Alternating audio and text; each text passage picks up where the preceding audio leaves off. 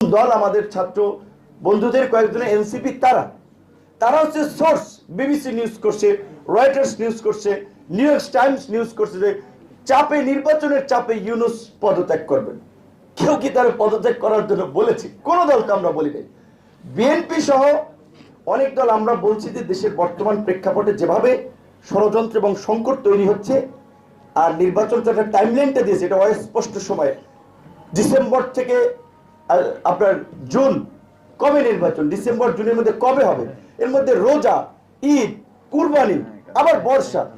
তাহলে আপনারা অন্তত স্পেসিফিক একটা মাস বলেন যে জানুয়ারি মাসে নির্বাচন হবে, ফেব্রুয়ারি মাসে নির্বাচন হবে।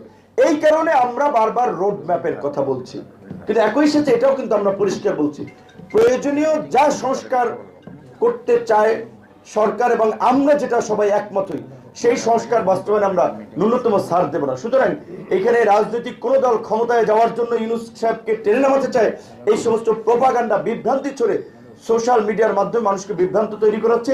এ বিষয়ে আমাদের সচেতনতা দরকার এবং বন্দর এবং পোর্টকে আমরা প্রধান উপদেষ্টার সাথে বিনয়ের সাথে বলবো, আপনি এই সিদ্ধান্ত থেকে সরে আসেন। আপনারা অল্প সময়ের জন্য এসেছেন, নির্বাচন এবং এই সংস্কারটা বাস্তবায়ন, আপনার এত জটিল বিষয় তো ঢোকার দরকার নাই। নির্বাচন তো ডিসেম্বরে হয়ে গেল, আর সময় আছে কয় মাস, 6-7 মাস।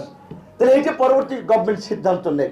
যেহেতু রাজনৈতিক দলের জায়গা থেকে আপত্তি এসেছে, আমাদের এটি আহ্বান। অনেক সিনিয়র নেতৃবৃন্দ আছে, লেট এসেছি টানা কয়েকদিন সকাল বিকাল বিভিন্ন প্রোগ্রাম শেষে। দুঃখিত, ধন্যবাদ।